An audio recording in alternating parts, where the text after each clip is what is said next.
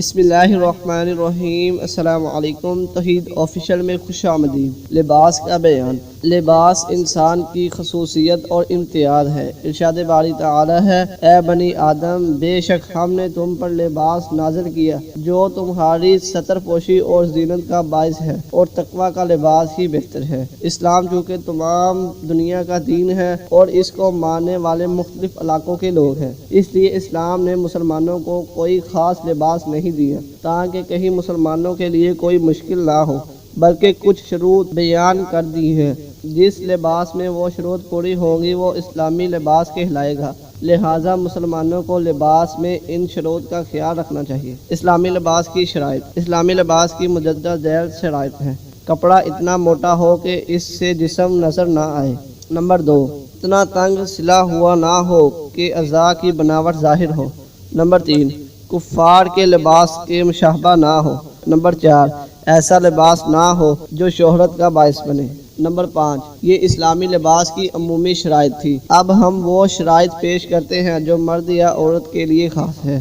Number 1، مرد کا لباس ریشم کا نہ ہو۔ ہاں، کپڑے کی سلائی یا کڑھائی ریشم کی ہے تو جائز ہے۔ نمبر 2، زعفرانی رنگ کا نہ ہو۔ نمبر 3، نصف پنڈلی تک ہو یا کم از کم ٹخنوں سے اوپر تک ہو، کیونکہ تہ بند وغیرہ ٹخنوں سے نیچے رکھنا کسی بھی حالت میں جائز نہیں۔ نمبر 4، مرد کا لباس عورت کے لباس سے مشابہ نہ ہو۔ عورت کا لباس مرد کے لباس سے مشابہ نہ ہو۔ نمبر 2، پورے جسم کو چھپانے والا ہو۔ نمبر 3، عورت گھر سے باہر نکلے تو سر سے پاؤں تک چھپی ہوئی ہو۔ نمبر 4، عورت پوری کی پوری عورہ ہے۔ سیدہ ام سلمہ رضی اللہ تعالی عنہا نے رسول اللہ صلی اللہ علیہ وآلہ وسلم سے پوچھا، عورتیں اپنی اوڑھنی کتنی نیچے لٹکائیں؟ آپ صلی اللہ علیہ وآلہ وسلم نے فرمایا، ایک بالشت لٹکا لے۔